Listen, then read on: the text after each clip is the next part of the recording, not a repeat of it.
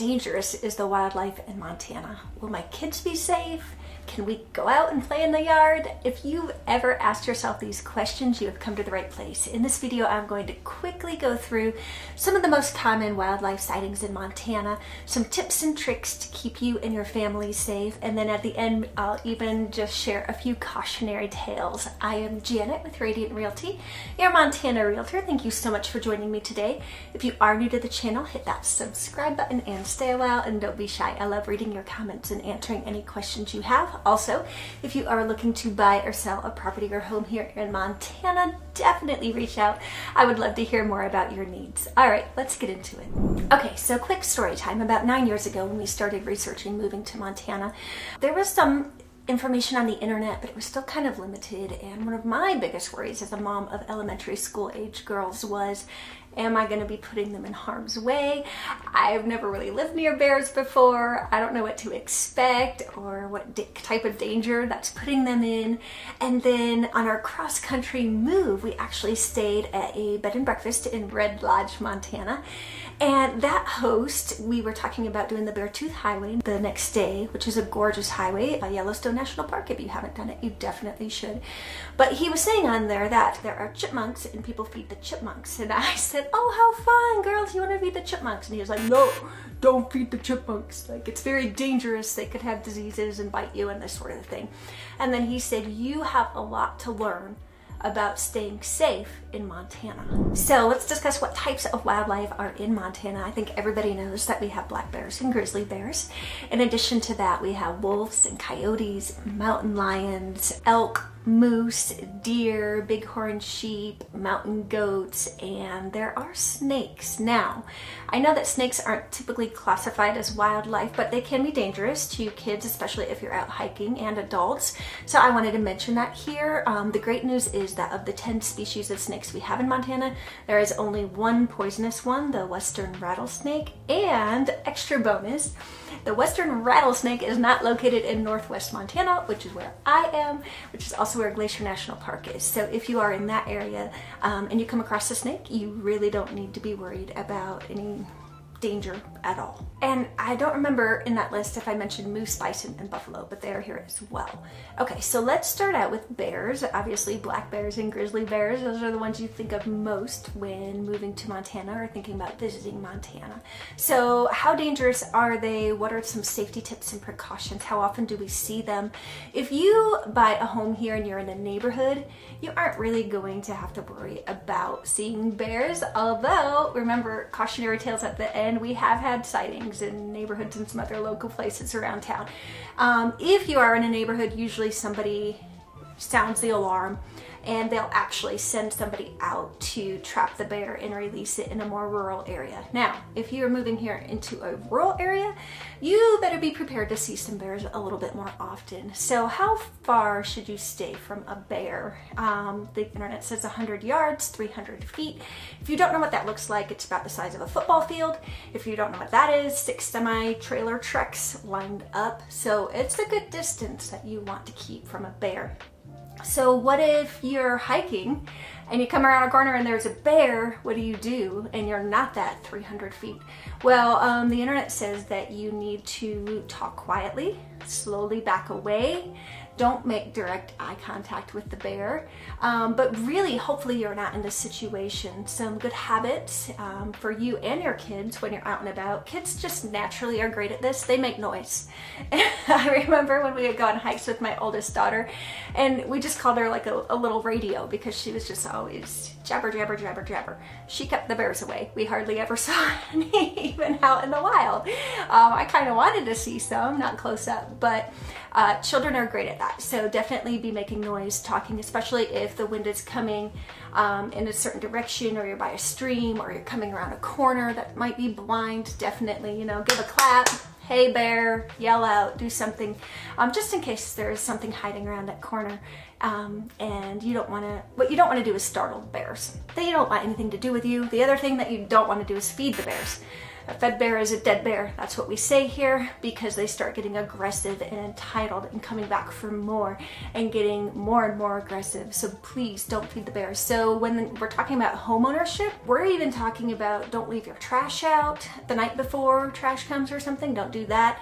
Don't leave out dog food, bird seed, cat food, things like that. They will get into it. And additionally, if you do have chickens or rabbits or animals of some sort outside, electric fencing is a great idea if you are in a more rural area to help keep those bears away from your animals.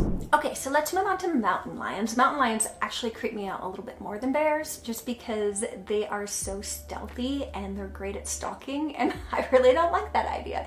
But I was doing a little bit of research, and on mountainlion.org they had this statistic. Can you guess your likelihood of being fatally attacked by a mountain lion? Go ahead and put your guess in the comments below. So according to this site, it's 1 in a billion. So you are 3 times more likely to actually win the Powerball lottery than to be fatally attacked by a mountain lion. So that's kind of nice to know. That said, they are out there, and just to keep yourself, your kids safe, remember, they're nocturnal and they love to eat deer. So if your animals and your kids are not out playing from dusk to dawn, they're probably not going to really be in danger of a mountain lion too much. Also, if you have a lot of deer, then maybe mountain lions might frequent your area more often. If you don't, they won't. There's deer everywhere here, so I don't think you're gonna eliminate the deer. They're all over, just walking through town doing that. But another tip that I saw online is to just cut back some of the brush and things where mountain lions could hide. Now, the strategy, if you do come upon a mountain lion, is a bit different than with a bear, and actually is also what we're going to use for most of the rest of the wildlife. So pay attention to this. So with a mountain lion, you do want to yell. You want to look big, big, big, big, big. You don't want to throw rocks and sticks and fight back. You don't want to look scared. You want to be defiant. So those are some tips if you do come face to face with a mountain lion. But honestly, I have not seen one since living here. Our girls have not seen one since living here. My husband did see one. He was deer hunting, of course, the 2 things that I mentioned, at dusk. So the mountain lion was trying to also get the deer that he was trying to get, and they kind of stared each other off, and he did not have a tag. So if you are deer hunting, you might want to get that tag for a mountain lion as well, just in case you encounter one, because your chances are pretty good in that situation. Okay, so let's move on to wolves. Wolves creep me out a little bit too, just because they travel in packs. I don't like a pack mentality there. If I were to find myself on the wrong end of that. However, wolf attacks are incredibly rare as well. The last one I could find online was in 2010, and that was in Alaska. So your chances of having to deal with a wolf is pretty rare. I don't think any of us have seen one since moving here 8.5 years ago. I have seen pictures of them with hunters, and they are big. They're a lot bigger than I thought. So I don't love that idea as well either. But your likelihood of running into them out here is very low. And also what you do to defend yourself is similar with a mountain lion. And also I'd like to mention here that bear spray, which I forgot to mention with bears. So with bears, always just carry bear spray with you when you're going out and hiking or doing things like that, or a gun. Make sure you have the right bullet, because not all bullets will penetrate the bear fur and skin. It's very thick. So just make sure you have the right equipment that you're taking with you. But bear spray, even though it's called bear spray, will work against wolves, mountain lions, moose, pretty much all of the wildlife we're talking about here, except for snakes. I have no idea about snakes.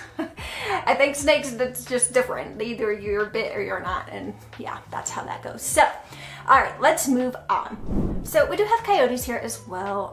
In a similar vein to wolves, attacks are very, very rare. You will hear them. We hear them.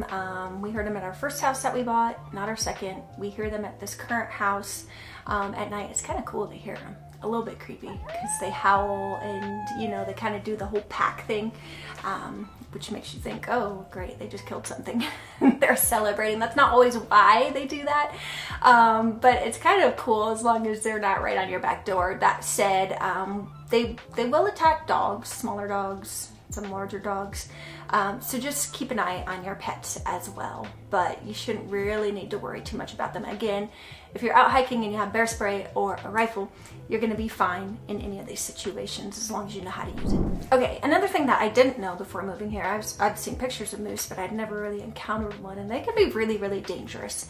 They're a big animal, and if you make them mad, you just need to keep your distance. For moose, I believe it's the same distance as it is for bears, so it is very far. So if you are out hiking and you see one, they're beautiful animal, they're gorgeous to see, but just make sure you stand back. And again, with all of this wildlife, you need to let them know that you're there, not in a threatening way.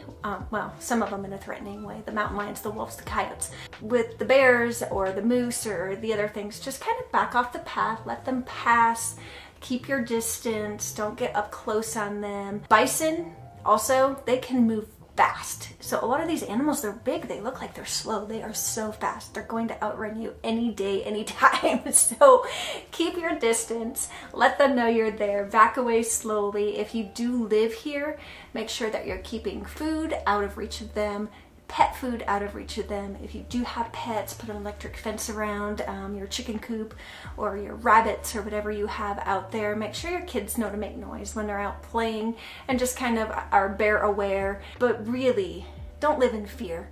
People have lived with wildlife here in Montana for centuries, and it's really nice because if you are in a neighborhood, even if you know the neighbors are a few acres away, usually they talk and they say, hey, I saw a bear, I saw a mountain lion. People have you know, their Ring cameras or the Blink cameras or trail cams, and they're gonna look and they'll see, oh, a bear came through last night, and they'll let you know when you're out, so you know what to be aware of, and you're just kind of reminded, oh yeah, I should grab my bear spray or my rifle and make sure that I'm prepared in my hike.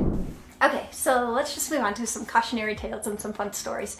So one of the most common instances, unfortunately, where you hear in the news of people actually getting killed by wildlife is if they came up on them pretty quickly and unexpectedly. So I think there was a biker in West Glacier that came around a corner and just ran right into a bear, and the bear attacked him because he was just caught off guard, felt threatened, and he unfortunately didn't make it. And the other time is when bears were being fed. I've heard several stories. I think at campgrounds before people realized in Glacier National Park, even I think some people were feeding bears, and it ended poorly for some campers long ago now. And then also I heard shortly after we moved here, a lady was feeding a bear at her house, and it actually got aggressive and broke in and killed her. So again, just be smart, kind of know what to be aware of, what to do, what not to do, and you should be fine with these. Okay, so some other fun stories. We did have a black bear a few years ago, maybe 5 years ago now, when I worked at the airport. It showed up at the airport, so you just come sauntering around. We've also had a black bear show up at the Kalispell Mall. I'm not sure what that bear was shopping for. We had a bear in our neighborhood a couple years back, and I never saw it. Somebody posted it on the neighborhood Facebook group. Like I said, your neighborhood's gonna talk. And they called and had somebody come out with a big bear trap thing to collect the bear and move it to a better place. So the bears do end up in town. I've heard of them ending up in Whitefish downtown as well since we've been here. So they do pop up. So it's good to be aware of, and it's good just to educate your children on what to do if you do encounter one. But I wouldn't be like overcome with fear. And then honestly, the story that hits closest to home for me since living here was actually one of my clients. They bought a good amount of acreage in kind of rural Kalispell, Creston area out further, kind of toward the eastern mountain range there. There are grizzlies out there, and they had chickens. And unfortunately, I don't know how, I thought they knew this. Maybe I'll just send this video to all of my future clients. They put the food in the chicken coop. And so this grizzly was coming by, and he actually posted a video. It was scary, guys, like of what this bear did to this chicken coop. It just ripped the whole side off. Got the food. I don't think it killed all of the chickens, but they had kids. They have elementary and middle school age kiddos out there. He was able to get a tag, and he went out, and that bear, of course, they'll keep coming. if they find a food source. So he just sat up on their deck and he shot it, and now he has a very nice bear rug. But it can be really, really scary if you don't know what you're doing. And even just a simple mistake like that where you think, oh, we'll just put the chicken food in the shed with, you know, near the chickens. That makes sense, but not in Montana.